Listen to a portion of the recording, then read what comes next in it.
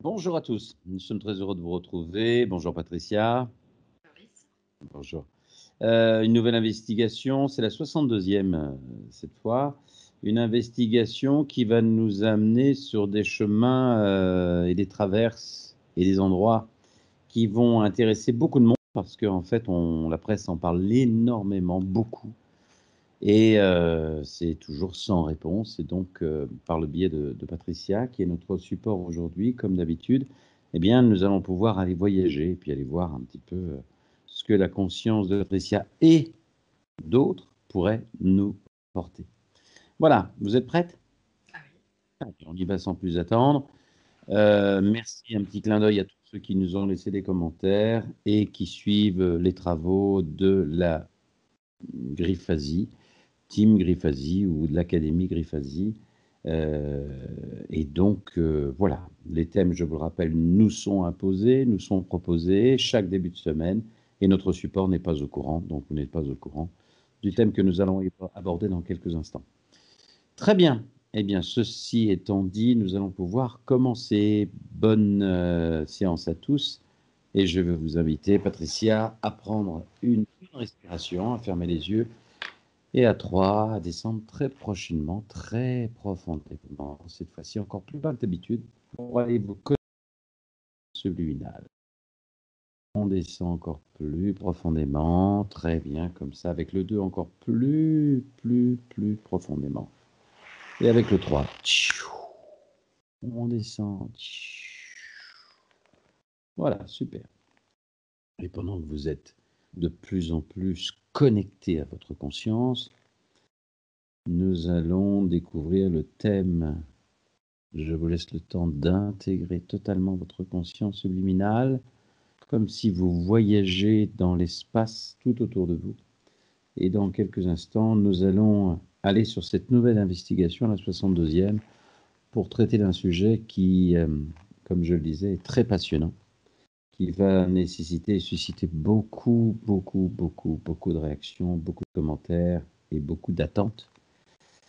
C'est le triangle des Bermudes.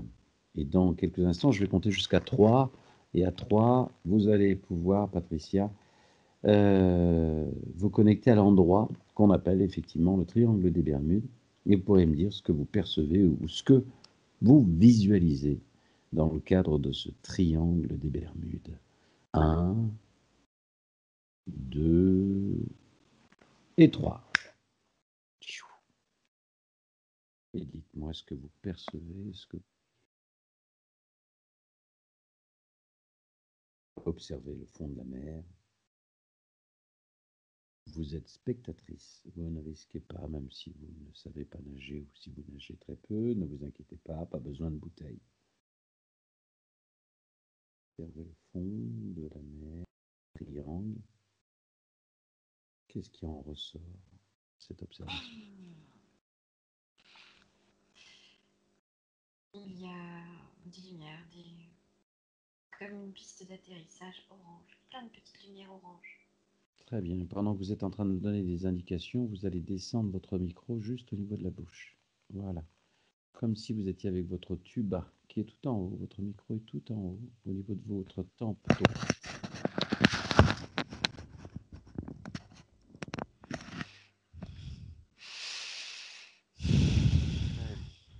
Allez, dites-moi ce que vous percevez. C'est comme s'il y avait des milliers de lucioles oranges dans le bas, comme une piste d'atterrissage. Et c'est des milliers de petites lumières. On ne peut pas s'empêcher de regarder. C'est comme si si toutes ces petites lumières étaient aimantées, avec une envie incroyable d'aller voir ce qui se passe, pourquoi il y a cette lumière. On est irrésistiblement attiré par le fond. Allez-y. Plus vous êtes attiré, plus vous avez les images qui s'affichent.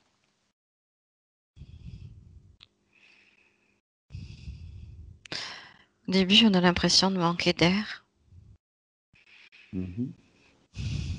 Et finalement, on respire. Mhm. Qu'est-ce que ça veut dire, ça? Qu'il y a tellement de petites bulles qu'on peut respirer. Mhm. C'est bizarre, mais on respire normalement. Il n'y a pas de... C'est bizarre, le mot qui me vient, c'est apesanteur. Il n'y a pas d'apesanteur Dans quel océan se trouve le triangle des Bermudes? dans le Pacifique. Regardez bien. Mhm.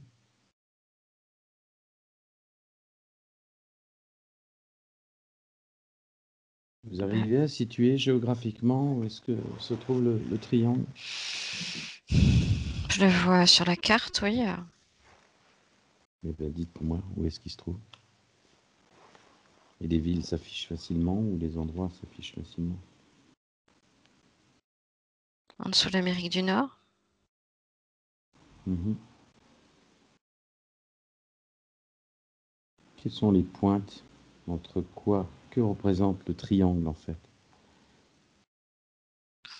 Des courants marins. Mhm. Mais il touche quelle ville en fait?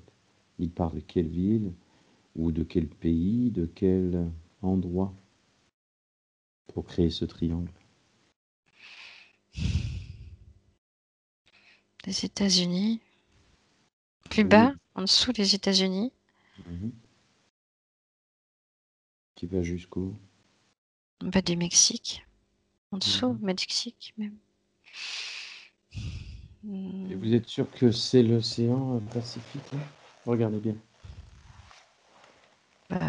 non. C'est quoi? Ne cherchez pas à analyser, regardez simplement, ça s'affiche. Mais c'est celui de notre côté, Il a un nom. l'Atlantique. Mhm. Ouais, l'Atlantique. Je sais D'accord. pas. Ok. N'analysez rien. Vous êtes juste le rapporteur. Allez. Et on descend dans les profondeurs. On continue à voir les images.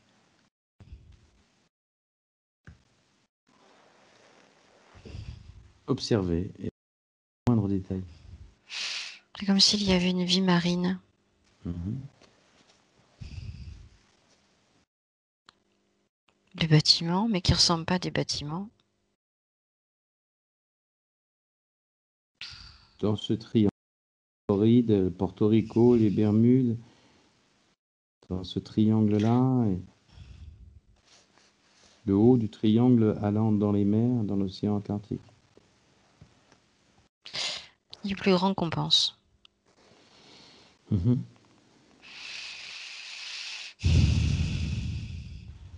Observez, qu'est-ce que vous voyez tout en bas? Est-ce que c'est pas lié, toutes ces disparitions, à des bancs de sable finalement qui bougent, qui évoluent, puisqu'on connaît on connaît les intempéries dans ces coins-là, dans ce coin-là précisément. Non, c'est comme s'il y avait des aimants, des très très gros aimants, Mhm. qui attirent pas que le métal, ils attirent aussi les gens. C'est pas des aimants comme on connaît les aimants. Mhm. Ok, Ils on va. sont Oui, allez-y. fascinants. Ils ressemblent à des grosses pierres précieuses en fait. Ils attirent l'œil comme ils attirent la matière. Mhm. On peut pas s'empêcher de les regarder. Mhm. Sur un plan éthérique, c'est la même chose. Qu'est-ce qu'on visualise? Qu'est-ce que tu perçois dans ce triangle? Sur un plan éthérique, c'est différent. On dirait, ben, en fait, il n'y a rien.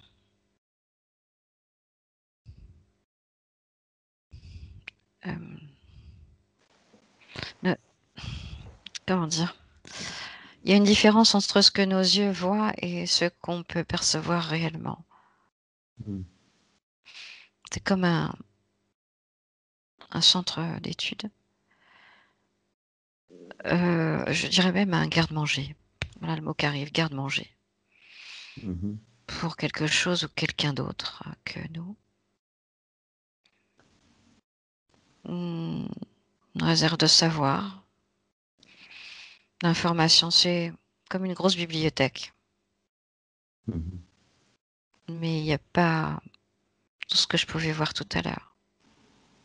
Il n'y a plus de lumière en fait. Mhm. Il n'y a plus de pierres précieuses, il n'y a plus de tout ça. Enfin, physiquement, on verrait les pierres précieuses et éthériquement, on verrait pas ça. Non. D'accord. C'est comme s'il y avait des voix. Mhm. Et que ces voix nous cachaient la vérité. C'est comme si on nous dirait physiquement vers le bas. C'est comme si on pouvait ressentir des mains, des bras nous attraper les poignets et nous accompagner à la descente, Mhm. tout en respirant. Pourquoi? Oui. Comme si on était là pour faire un rapport, pour raconter ce qu'on avait vécu, comme si on était un rapporteur. J'ai vraiment cette sensation de bibliothèque, comment dire, un centre de données. Voilà, ça ressemble à un centre de données, comme si tout ce qu'on avait enregistré depuis notre naissance était intégré. Mhm. Et des hurlements, j'entends des hurlements, De des disparu? pleurs. Oui, je crois, oui. Des pleurs comme si Allez voir. On va voir. Allez. D'où ils viennent? Qu'est-ce que vous voyez? une épave. Regardez le galion, regardez l'étendard, si c'est possible. C'est un sous-marin chinois Mhm. et le bruit émane de l'intérieur. Qui aurait échoué en quelle année?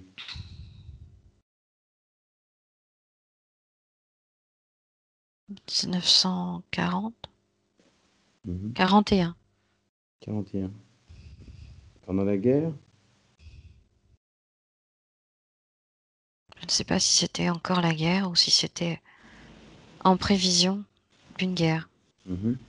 Je dirais plutôt en prévision d'une guerre. Combien d'hommes à bord?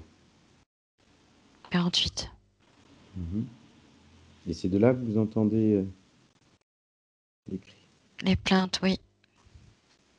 Ben allez, on va ouvrir les portes, hein. Il faut sortir. Ces âmes sont bloquées ou elles sont... Elles sont bloquées. Qu'est-ce qu'il faut pour les débloquer? Pour leur permettre de se réincarner ou de repartir. Elles ont peut-être pas conscience que... Ils sont morts asphyxiés. Ils Mhm. n'ont pas eu, ils n'ont pas eu d'air, Mhm. d'oxygène. Eh ben, allez, écoutez, on va ouvrir les vannes d'oxygène et on va leur permettre d'ouvrir, d'accord, les vannes et ces âmes vont disparaître et regagner la paix et le repos bien mérité. D'accord? D'accord. Allez, ouvrez les vannes. Laissez-les partir par tous les orifices possibles. Maintenant qu'ils sont élargis. Allez, ça part. Quand vous avez fini, dites-moi ce que vous voyez.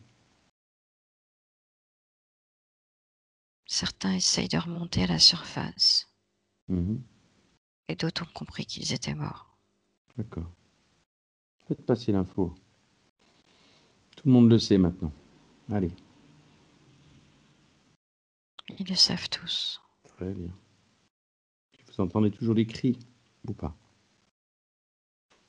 Non, Très bien. Allez, on continue. Pourquoi Plusieurs scientifiques parlent de phénomènes inhabituels et inexplicables. à cause de cette attirance magnétique. Mhm. Concrètement, je pense que les roches qui composent le fond de cet endroit et de plusieurs autres dans le monde Mhm.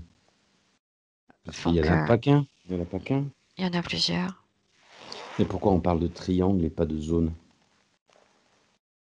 Parce qu'on n'a pas tout découvert. Mhm. Celui-là est le plus connu parce que c'est celui où on s'en est rendu compte le plus souvent. Mhm. Parce qu'il est pas très éloigné des côtes. Les phénomènes qui s'y produisent dans cette zone sont de la même typologie? Bien sûr. C'est dans la roche, c'est ce que je vous disais tout à l'heure, c'est magnétique. C'est un phénomène naturel ou c'est induit de manière artificielle en fait? On laisse croire que c'est naturel, mais c'est induit d'une manière artificielle. Alors décrivez-moi les phénomènes qui se produisent. Ce sont des petits tremblements de terre qui permettent aux roches de déclencher leur côté aimanté, Mhm. ce qui permet d'attirer tout ce qui passe au-dessus, que ce soit bateau, avion. C'est terrestre, cette forme aimantée ou pas? Ou elle a été déposée là? La roche est terrestre, le phénomène est causé d'une manière différente. Qu'est-ce qui attire? C'est la roche ou c'est le phénomène? Le phénomène qui déclenche la roche. Mhm. C'est comme si vous mettiez deux gros aimants et qui tiraient avec une force incroyable. Alors quelles sont les conditions nécessaires pour que ces manifestations se réalisent, se produisent? Une question de température, de bateau, de taille? Des plaques tectoniques. Mhm. Quand le tremblement de terre sous-marin, Mhm. tremblement sous-marin, a lieu, tout ce qui est dans un périmètre, Mhm. autour du triangle est attiré. On peut rien faire, ça va aller directement dans le fond. Mhm. Depuis combien de temps ça se manifeste? Ça a toujours été, sauf que euh, le, sauf que grâce aux avancées, que ce soit euh, les avancées industrielles, les bateaux, les avions, c'est beaucoup plus facile aujourd'hui qu'il y a 100 ans ou 200 ans. Mhm. D'accord. À 3, je vais compter jusqu'à 3 et à 3, on va à la première fois. On va aller à la toute première fois qu'un phénomène insolite se produit dans le triangle des Bermudes. Et vous allez pouvoir me décrire ce qui se passe en fait. 1, 2 et 3. C'est une grosse boule de feu qui tombe D'où? du ciel. D'où? Regardez d'où elle vient.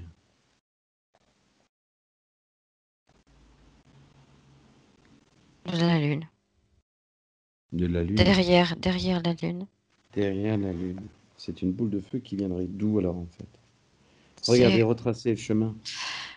ça devient une boule de feu quand ça rentre dans l'atmosphère. C'est comme un gros météorite. D'accord, mais ça vient de derrière la Lune en fait. Et derrière la Lune, regardez le tracé de cette météorite. Elle vous amène directement au lien. Jupiter, Mhm. c'est le mot qui D'accord. vient, Jupiter. C'est là le point de départ. Je pense que oui. En fait, c'est une. Manifestation extraterrestre. D'accord. En fait, ça a été fait pour pas spécifiquement pour. C'est un accident pour les bateaux. C'est pas. Mais le but, c'est pas de faire chavirer des bateaux ou des C'est navires. pas un accident. C'est pas un accident, c'est pour contrôler, l'avancée humaine en fouillant aussi bien dans la mémoire des gens, Mhm. dans la mémoire des objets. Donc, C'est ça a un été, moyen de contrôler les avancées terrestres. en fait, ça a été envoyé dans plusieurs endroits sur Terre. C'est ça. Toujours dans les eaux. Non, Le premier qui vous vient, autre que Triangle des Bermudes, c'est quoi? Stonehenge. D'accord. Et l'autre? Eh bien, le nom m'échappe. En France, il y en a? Oui, Où, sur la pointe bretonne. où ça? L'équivalent de Stonehenge dans le Finistère, le nom m'échappe. Et s'il vous échappe, il arrive maintenant. La pointe de Térénèse. La pointe de Térénèse. C'est Pourquoi alors des... c'est moins connu? C'est dans la terre ou dans l'eau? Non, c'est sur la Terre. Mhm. Ce sont des alignements mégalithiques. D'accord. Ok. Donc tout ce qui est... d'accord. Ok. Les disparitions sont moins observables, car moins phénoménales. Donc on y prête moins attention. Ok. Je vais vous parler d'un croiseur à vapeur. Il avait 308 marins à bord.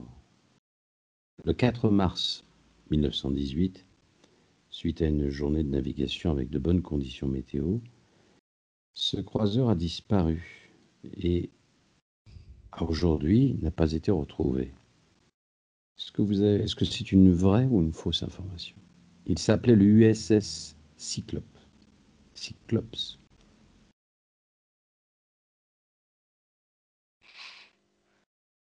C'est une torpille qui l'a battu comme une torpille, Mhm. comme un sacrifice. On va les voir. On va les voir à bord du croiseur USS Cyclope quelques instants avant sa disparition. Et à 3, vous allez pouvoir me décrire ce qui se passe à partir de ce moment. 1, 2 et 3. Regardez. Qu'est-ce qui se passe? Dites-moi ce que vous voyez dans les moindres détails. Maximum d'informations. Tout le monde est très calme. Il y a un silence très pesant. Le commandant, Il est stoïque. comment il s'appelle? Comment on l'appelle? Commandant, mais il a un prénom, il a un nom. Henri Mhm. Miller. D'accord. Alors, commandant, qu'est-ce qui se passe? Racontez-moi. J'attends Ça, vous attendez quoi? le moment. Essayez de faire des phrases, commandant. J'attends la fin. Vous attendez la fin? Ouais. Comment on peut attendre la fin alors d'espoir que votre croiseur à vapeur américain avec 308 marins à bord et vous attendez la fin? Ouais. Vérifiez l'information, Patricia. Touchez-moi ça. Vérifiez l'information et l'ADN de cette info. Comment un commandant peut attendre la fin avec 308 marins à bord? En fait, il était prévu, il savait ce qu'il était venu chercher ici? Il sait qu'il va être sacrifié. C'est comme un sacrifice.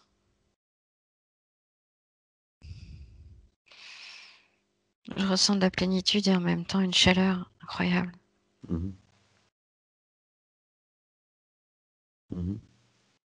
Et alors, qu'est-ce que vous ressentez là? On est juste avant. D'où est venue cette torpille, si tant est c'est une torpille qui a détruit?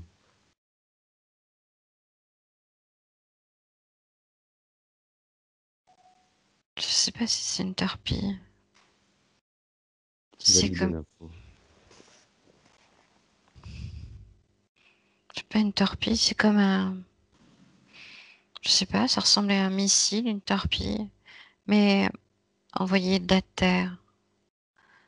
De l'eau, de l'intérieur, de l'extérieur? Non, pas de l'eau,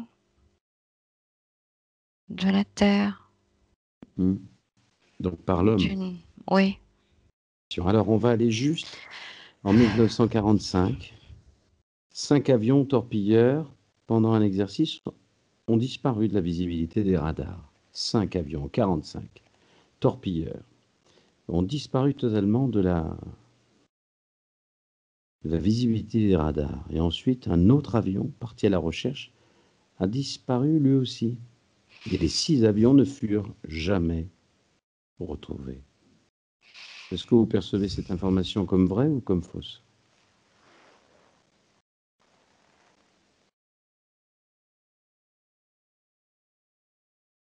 Euh,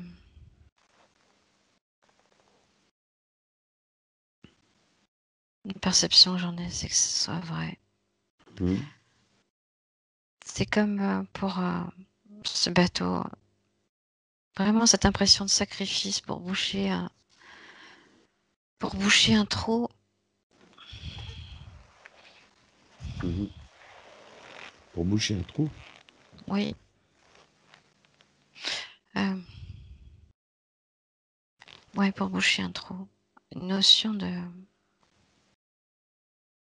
Toujours cette notion de sacrifice pour aller...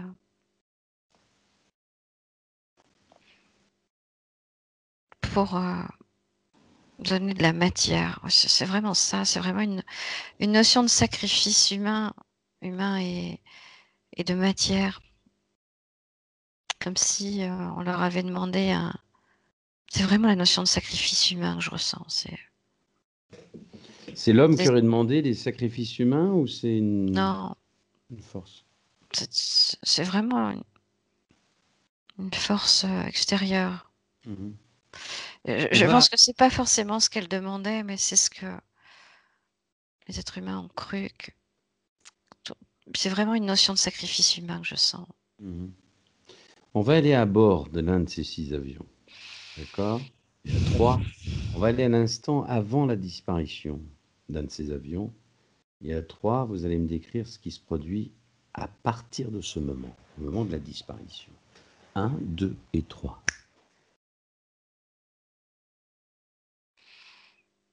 Maintenant.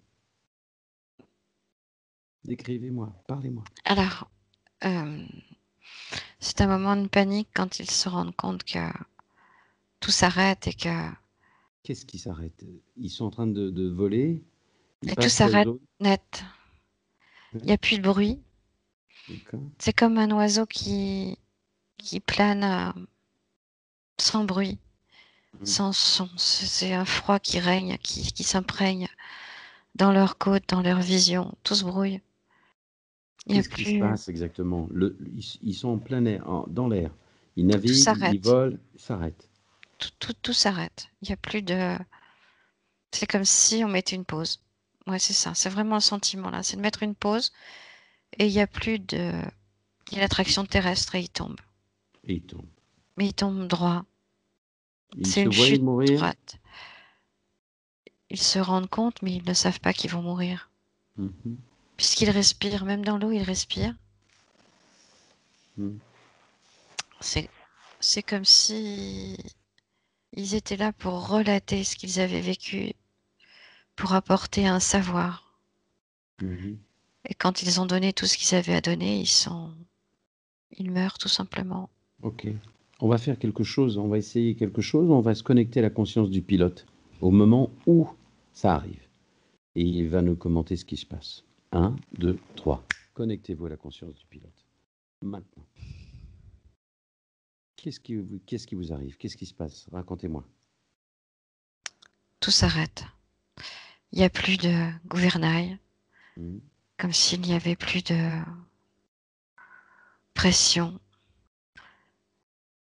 C'est un sentiment bizarre. Racontez-moi ce qui se passe. Il n'y a plus de bruit. Mhm. Qu'est-ce qui se On passe? entend juste nos respirations. Mhm. Vous On allez où sait, là? Qu'est-ce qui se passe avec votre avion? il n'y a plus rien. Mhm. Et Qu'est-ce on est qui... envahi comme pas par l'euphorie, mais C'est perturbant de sérénité. Vous voyez votre avion descendre? Oui, Et qu'est-ce que vous faites, vous? rien. Vous attendez quoi? Vous savez ce que vous attendez? La mort? Vous saviez que vous alliez vivre ça avant d'avoir pris l'avion ce matin? Non, Vous le savez non, je ne maintenant savais pas. seulement? Oui. Comment vous vous appelez? Alan, Alan. Vous avez quel âge, Alan? 37 ans. Hmm. Et vous allez attendre longtemps et vous allez attendre quoi? Qu'est-ce que vous attendez, Alan? Je suis bien. D'accord. Vous voulez vous être encore aller mieux encore? Et là, tout va bien. On Hmm. n'a mal nulle part. C'est comme si la pression retombait aussi. Mhm. Vous savez où vous êtes, Alan? Non, Regardez autour de vous. Qu'est-ce que vous voyez? de l'eau, Et ça vous plaît d'être là? Vous êtes un pilote, vous n'êtes pas un marin. ça m'est égal. Je suis bien. Vous voulez rester là? On est bien. Vous voulez rester là? Je ne me souviens pas. Est-ce que vous voulez rester là? Oui, Bon, très bien. Ok, Alan. On va se déconnecter, merci. Se reconnecte Patricia maintenant. Patricia? ouais. Très bien. On va laisser Alan tranquille. En 1925, une dernière chose. Le SS Cotopaxi euh, a été retrouvé effectivement et il a disparu en 1925.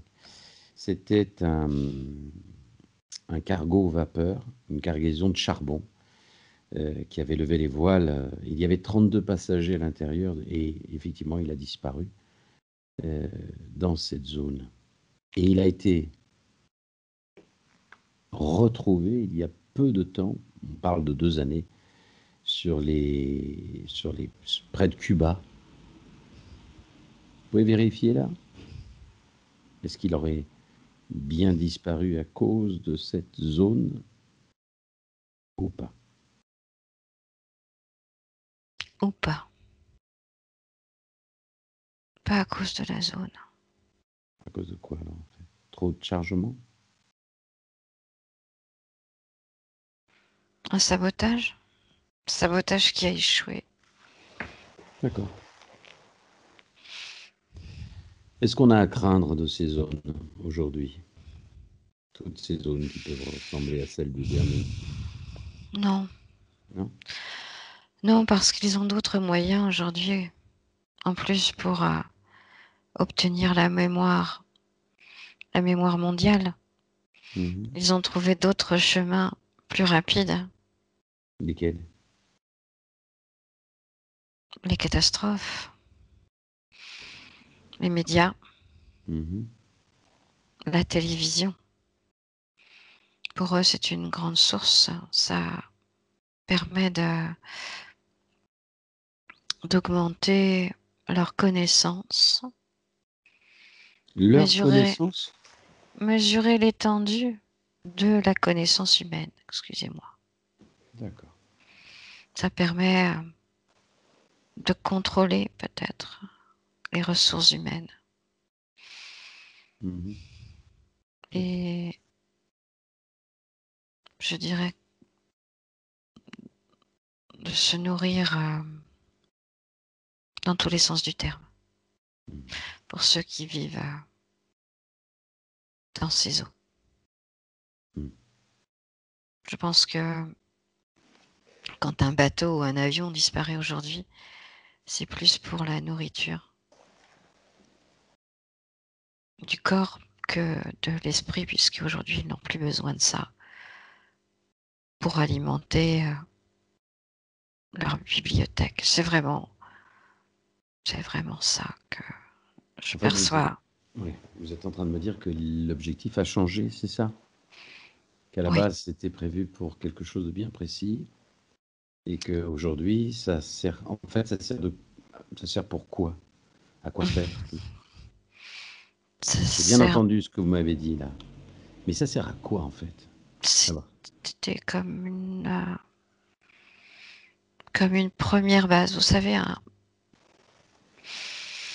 un premier contact avec une planète. Ça Mm, leur permettait de mesurer vraiment le degré d'avancée des êtres humains. mm. Et aujourd'hui, ils n'ont plus, pas qu'ils n'ont plus besoin de cette base, c'est que ils ont établi d'autres bases ailleurs et ils peuvent se nourrir d'une manière différente. Ok. Jupiter, pour finir avec Jupiter. Oui. C'est le lien de tout ça. Mercure aussi. Mhm. Et Uranus. Jupiter, Mercure et Uranus. D'accord. En fait, c'est eux qui sont les contrôlants, c'est ça? C'est parti de là. Mm. D'accord. Ils contrôlent aussi les élections, les pouvoirs. Ah, le pouvoir, oui, bien sûr. Ok. Aujourd'hui, grâce à tout ce qu'ils ont pu voir, tout ce qu'ils ont pu observer, reproduire, ils ont pu sortir de là, d'où certaines personnes disparues qui ont réapparu mystérieusement. Et pourquoi on ne retrouve pas les épaves en fait? Il y a des chercheurs, il y a des plongeurs dans ces zones-là qui sont partis. Ces avions, on ne les retrouve pas. C'est parce qu'on les voit pas, Parce qu'on ne les voit pas. Notre champ de vision ou bien parce qu'on les sûr. a fait disparaître? Certains ont disparu, ont servi de test, mais tout est là, sauf qu'on ne les voit pas. D'accord. Comme si on avait un voile sur les yeux, Mm. comme ce qu'on voit quand on descend, Mhm. ces milliers de lucioles et qu'au final il n'y a rien. C'est une création oculaire pour l'être humain.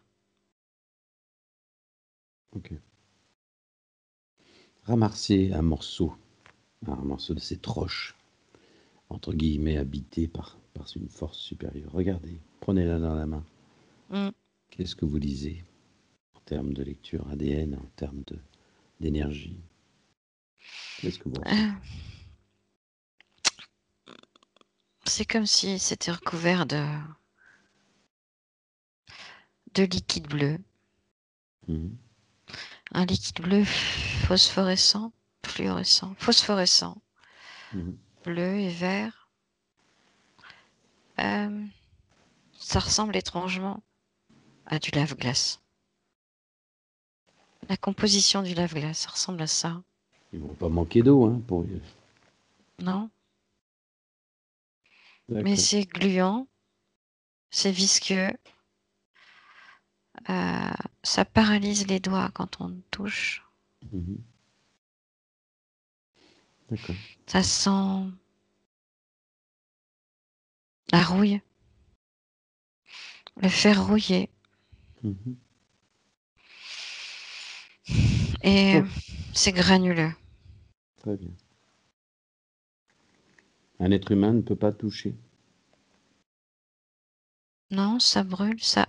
C'est pas que ça brûle, ça.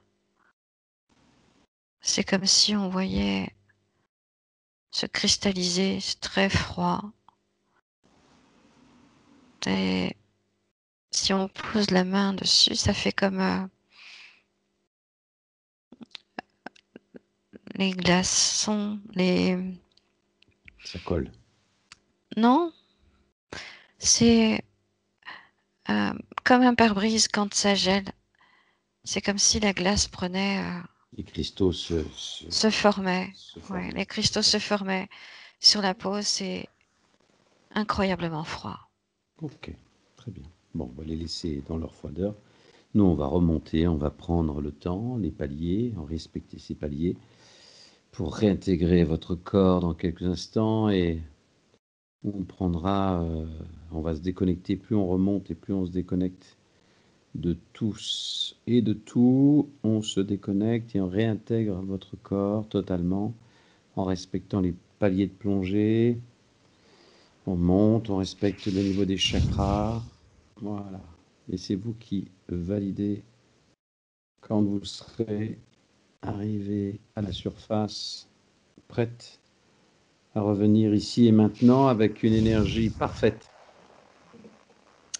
Riche d'avoir vécu cette expérience, cette investigation, et de ramener dans les moindres détails peut-être une information que vous nous auriez gardée pour nous la transmettre à l'issue du retour final. Une information capitale, peut-être. Capitale pour nous, qui sommes toujours très intrigués. Et vous prenez le temps de remonter les chakras, du premier au 7e, en harmonisant toutes les couleurs, comme si vous remontiez les paliers, et comme c'était avec de l'oxygène naturel, eh bien, il n'y a pas de problème d'oxygénation dans le sang régule normalement et se balade régulièrement, et normalement au travers de vos artères, de vos veines, suffisamment oxygénées. Voilà. Et dès que vous arrivez, je compterai jusqu'à 3, et à 3, vous êtes à quel niveau? Au niveau des paliers, au niveau des chakras. Au jaune. Très bien. Donc, plexus. On monte. On harmonise rouge, rose, vert. On monte, on monte, on monte. Bleu, indigo. Une fois qu'on arrive tout en haut, la surface. Au niveau de la couronne. Et là, hop, on sort totalement de la tête de l'eau.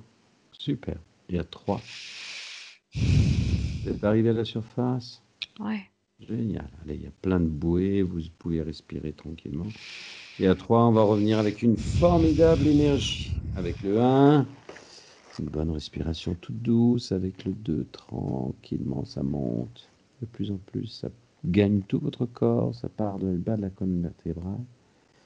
Et avec le 3, on peut réouvrir et se déconnecter de tous et de tout. Et on revient maintenant ici. Allez. Avec des grands yeux ouverts sur le monde, sur tout ce qui nous entoure. Super. Ça va? Oui. Très bien. Je vous rappelle que nous sommes en France et que nous sommes en Bretagne.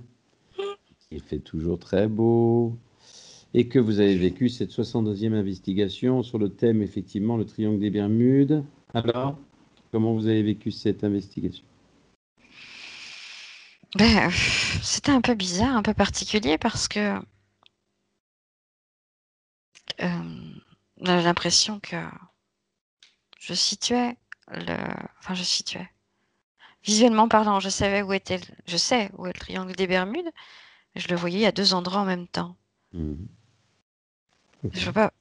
Enfin bref, c'était un peu particulier. Sensation de respirer sous l'eau est très particulière. Mhm. De voir des mirages. J'avais l'impression de voir des mirages. Vous savez, puis d'entendre une musique. Alors, ça m'a paru complètement ahurissant. Le mot qui me venait, c'était chant des sirènes. C'était bizarre. Et si j'avais une information à vous donner, c'était ça paraît complètement hallucinant. Mhm. Mais comment dire, j'avais l'impression qu'il y avait plein de petits bonhommes gris dans le fond de Mhm. l'océan, vous savez, Mhm. c'est comme si c'était des fourmis. Ça Mhm. courait partout, en fait. À chaque fois quelque chose tombait, comme si on, comme si on dématérialisait tout ce qu'il y avait. Qu'on prenait chaque morceau, que chaque morceau avait une mémoire. D'accord. La mémoire des choses, la mémoire des gens. J'ai l'impression que toutes les particules se désintégraient et qu'elles atterrissaient, je sais pas trop où, en fait. Mais plein de petits bonhommes tout gris qui couraient partout. C'était Et j'ai rien fumé avant la séance, hein, je vous rassure, mais j'ai vraiment cette image en mémoire de petits machins gris qui couraient partout. Voilà. Des petits gris, en fait. D'accord. Les Très bien. petits gris. Pour moi, les petits gris, c'est des escargots. Donc, Oui, oui, oui, oui, oui, mais c'est peut-être autre chose. Là, c'était pas des escargots. non. Non, très bien. Ok, Patricia. Bon, ben merci. On va se retrouver pour la 63e avec un nouveau thème. Merci de votre complicité pour ces infos, pour cette plongée dans les bas-fonds des triangles des Bermudes. À bientôt sur l'Académie Grifasi, Calogero, avec effectivement cette méthode qui nous permet de faire des investigations sur des thèmes imposés. Bonne fin de journée, bonne semaine à tous, et je vous dis à bientôt. À bientôt, Patricia. À bientôt, Fabrice. Benvenuto a questo nuovo video di Disclosures. Oggi parliamo della cosiddetta sessione di ipnosi investigativa. In realtà non esiste una sessione di ipnosi investigativa. Non che non si possa fare investigazione di ipnosi, però è che non esiste una sola sessione di ipnosi per dire si è fatta investigazione, per prendere quell'informazione come buona. Perché? Sappiamo intanto che l'informazione che arriva in ipnosi è molto contaminata. La percentuale di inquinamento dell'informazione è altissima. Pensate a questa informazione che viaggia per tantissime dimensioni, attraversa densità, passa per coscienze che volontariamente o involontariamente possono distorcerla. E poi arriva infine alla persona che sta in ipnosi, che ha una coscienza, ha una mente, ha un'esperienza e interpreta questa informazione secondo la sua struttura mentale, secondo le sue credenze, che per quanto si possa essere più o meno liberi mentalmente, liberi pensatori, sempre c'è una parte subliminale che interpreta in base all'educazione ricevuta, alla cultura e perché no, anche tutte le esperienze di esistenze passate che ancora lasciano un segno in noi. Per capirci, è come se dovessimo parlare con un'altra persona immersi nell'acqua, a qualche metro di distanza, cercando di utilizzare un mezzo, che è quello della corda vocale, che è fatto per produrre suoni da trasmettere nell'aria. Noi stiamo utilizzando questo strumento per far passare un'onda sonora nell'acqua o in un liquido. Chiaramente il suono viene completamente distorto, sempre ammesso che sia per il nostro corpo facile e non difficoltoso poterlo fare senza avere dei problemi come ingurgitare acqua o eccetera. Ma non solo. Supponiamo che per questo tipo di comunicazione utilizziamo anche due lingue diverse, per esempio un italiano e un russo o un giapponese. Per quanto possiamo anche interpretare il labiale, non possiamo capire quello che ci sta dicendo perché la lingua è diversa. La lingua, diciamo, da dove parte l'informazione a dove arriva è completamente diversa, il codice, il linguaggio è diverso, ma possiamo anche cercare di capirci attraverso i gesti, attraverso le espressioni facciali. Per quanto sia ipoteticamente facile poterlo fare sott'acqua, però non dobbiamo dimenticare che l'acqua non è l'aria e può distorcere l'immagine, ma non solo. Dobbiamo anche pensare che l'altra persona, che parla un'altra lingua, che viene da un'altra cultura, potrebbe interpretare i segnali che noi interpretiamo come X in Y. Per noi un sì è abbassare la testa dall'alto verso il basso, per esempio, sì, e il no da sinistra verso destra, no. In alcuni paesi orientali, come le Filippine credo o qualcun altro, utilizzano esattamente gli stessi segni, ma al contrario. No, sì. Immaginate due persone di queste due culture che stanno cercando di comunicare in maniera così difficoltosa e alla fine non gli rimane altro che interpretare il linguaggio corporale. Sì, che per l'altro invece no. Cosa voglio dire con questo esempio estremo? Che l'informazione da dove parte a dove arriva viene completamente deformata. Non sappiamo esattamente quale percentuale perché ogni situazione è a sé stante, però la percentuale di inquinamento, di distorsione, di contaminazione di questa informazione è assolutamente alto.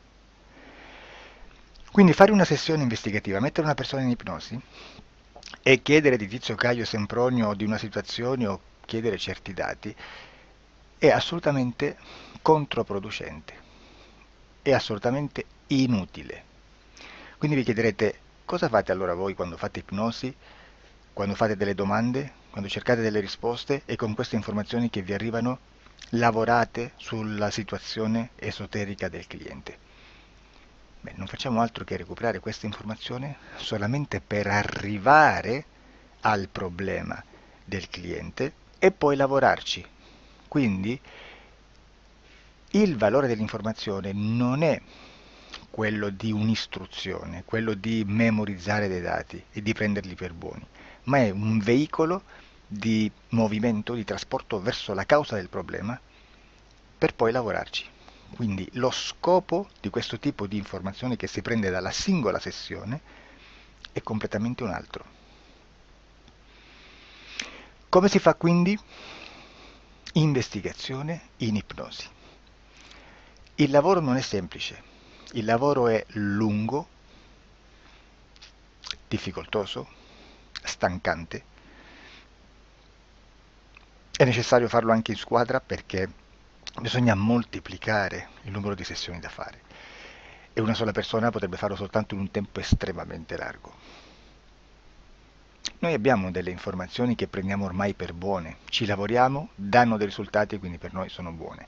E come abbiamo fatto ad avere queste informazioni? Per esempio, come facciamo a sapere che un extraterrestre chiamato il cosiddetto grigio è più o meno alto X, poi ci sono magari quelli anche un po' più alti, ma hanno un corpo strano, hanno una pelle grigio-verde, hanno degli occhi grandi a mandorla neri, senza una pupilla visibile, non hanno quasi bocca né naso né orecchie, hanno soltanto delle fessure, non hanno organi genitali, hanno degli arti molto più lunghi rispetto alla proporzione che potrebbe avere il corpo umano, e di solito hanno meno dita delle 5 del corpo umano, eccetera, eccetera, eccetera. O se prendiamo un altro tipo di essere che possiamo incontrare in ipnosi, come facciamo a dire che hanno delle somiglianze con i rettili, gli animali rettili terrestri o gli animali, gli invertebrati, gli insetti terrestri? Perché? Perché siamo sicuri di questa informazione e ci lavoriamo e quando ci arriva la prendiamo già per buona, nonostante sia anch'essa contaminata. Perché queste informazioni sono arrivate da tantissime sessioni, fatte da tantissime persone, con tantissime altre persone sotto ipnosi e che nel contesto di tutto il lavoro gli uni non sapevano degli altri. Questo dato può essere più o meno rilevante, sempre c'è contaminazione e quindi possiamo prendere per buono anche un gruppo di lavoro dove l'uno possa sapere dell'altro. Ci potrebbe essere una contaminazione del contesto di quel gruppo di lavoro, ma si aggiunge semplicemente una piccola percentuale di questa contaminazione a già la grande che esiste. Non è così impossibile lavorarci. Da tutte queste sessioni, da questo grande numero di sessioni, migliaia, diciamo migliaia, noi prendiamo solamente quell'informazione che è uguale a tutte, che è in comune a tutte, o a quasi, perché magari qualcuna ci potrebbe essere niente in comune per una fortissima contaminazione, perché no? Ma dobbiamo prendere una stragrande maggioranza, proporzionalmente abnorme rispetto a quello che potrebbe essere un minimo di scartabile, E lì possiamo prendere per buona questa informazione. Quindi se noi su 10.000 persone diverse, con operatori anche diversi, in cui in ogni sessione vediamo un essere che più o meno ha le stesse caratteristiche del grigio o dell'insettoide, a forma di mantide religiosa, o il rettile a forma di lucertola, per esempio, di serpente o di quello che sia, o se vediamo il pianeta Marte più o meno di colore rosso, o se vediamo dei sotterranei eterici, non fisici, nel sottosuolo terrestre, soprattutto sotto le grandi città, dove c'è concentrato molto potere, molta energia di questo tipo, e chi più ne ha chi più ne metta. Se vediamo degli impianti che hanno certi tipi di funzioni, certi tipi di forme in certe parti del corpo, e questa informazione la ritroviamo tutta o quasi in tutte le sessioni fatte, eseguite, realizzate da tanti anni a questa parte, significa che quella è una informazione affidabile. E vi posso garantire che stiamo parlando di una percentuale bassissima. Su un 100% staremo, credo, forse più in basso di un 2-3%. Immaginate, tutto il resto è spazzatura, è informazione spazzatura. Sì, spazzatura.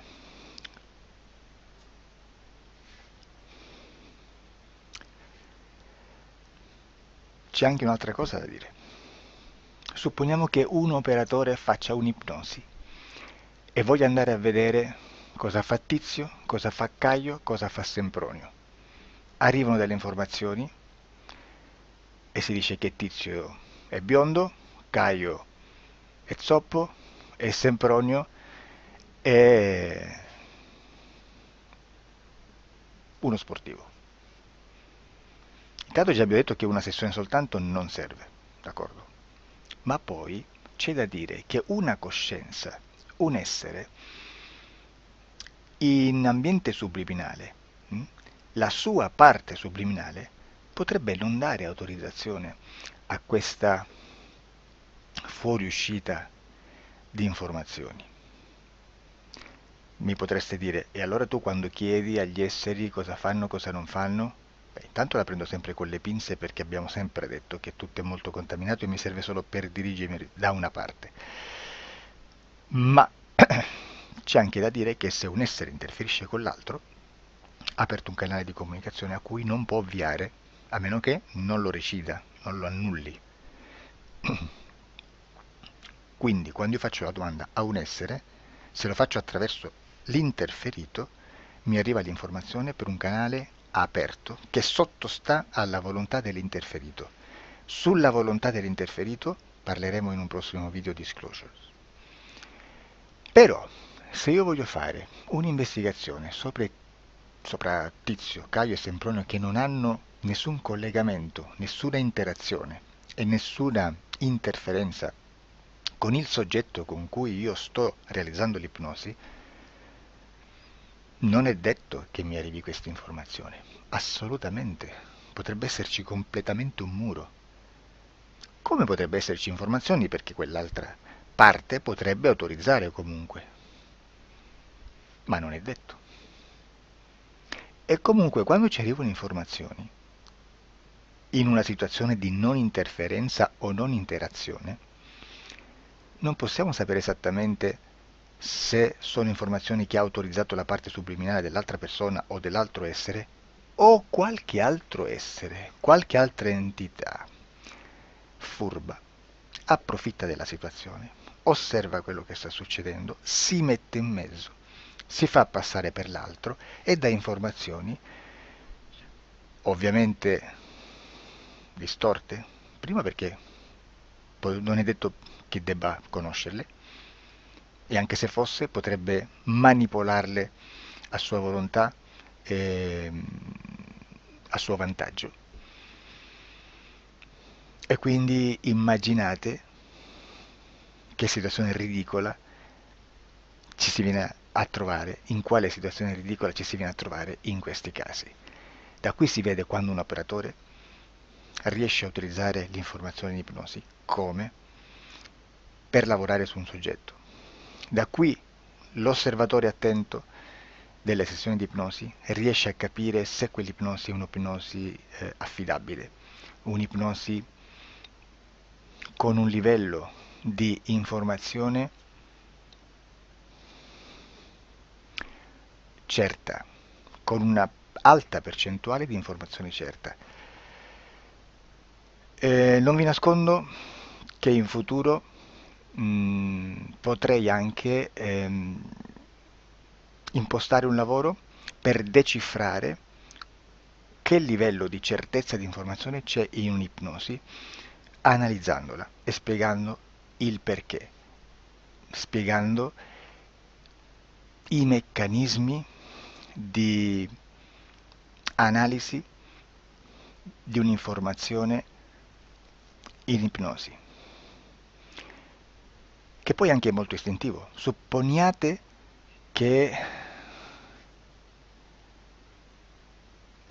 Supponiamo che dobbiamo cercare un'informazione su internet, per esempio un fatto di cronaca. Voi preferite mettervi su un sito ufficiale? A caso. L'ANSA in Italia, ADN Kronos, qualche telegiornale che per quanto possano manipolare l'informazione ad alti livelli, comunque possiamo dare affidabile la fonte dell'informazione che viene trasmessa. Non possono trasmettere una bufala sicuramente. Verrà sicuramente manipolata ad altri livelli. Ne parleremo in altri video, ma a livello base la fonte è certa. Sicuramente non andrete a cercare questa informazione sul primo sito, il primo blog che vi passa davanti e magari c'ha 4 followers. Perché? Perché non vi dà nessuna garanzia della certezza della fonte. Non c'è un controllo né nella struttura interna di questa agenzia di informazione e né dal grande pubblico, che per la quantità di persone che attingono quell'informazione si può dedurre se l'informazione è certa o meno, perché è un'informazione che passa in un pubblico così vasto che se ci dovesse essere una distorsione con la realtà è molto probabile che venga fuori. Credo che abbia detto quasi tutto sulle sessioni investigative. Prima di chiudere aggiungo che proprio per questo stiamo conducendo dei cicli di investigazione in ipnosi regressiva che comprendono tante sessioni con persone diverse, con una buona o eccellente suscettibilità ipnotica sicuramente, per poter indagare su spazi ristretti su alcuni temi. Perché dico spazi ristretti? Perché se andiamo a prendere eventi grandi nel tempo, nello spazio, storici, parlare di qualcosa di molto generico implica una quantità di sessioni abnorme. Immaginate se dovessimo fare una sessione investigativa sui buchi neri, quanta informazione ci sarebbe e quante informazioni da filtrare. Sarebbe quasi impossibile farlo in questa maniera. Ma se noi riduciamo lo spazio di investigazione, se noi prendiamo per esempio, investighiamo sulla pedofilia nella Chiesa Cattolica, ecco, se già restringiamo il campo d'azione è molto più facile che possiamo attingere informazioni affidabili, presuntamente affidabili, con un numero di sessioni sicuramente alte, ma ridotte rispetto ad altri tipi di sessioni molto più generiche, su temi molto più generici. Quindi per fare anche delle investigazioni su temi molto generici bisogna suddividerli in temi, in dettagli, per poi alla fine, quando tutta l'informazione è stata filtrata ed è stata dedotta l'informazione comune, si possono mettere insieme per cominciare a costruire il quadro, mettere insieme tutti i puzzles. Questo è il vero senso dell'informazione in ipnosi, quando si fa ipnosi investigativa. La sessione per risolvere una problematica, un problema, con un presunto una presunta origine esoterica di un cliente, di una persona, è un'altra cosa, sono altri metodi, altre tecniche e l'informazione si usa in un'altra maniera, ha un altro scopo. Grazie, ci vediamo al prossimo video. Disclosure.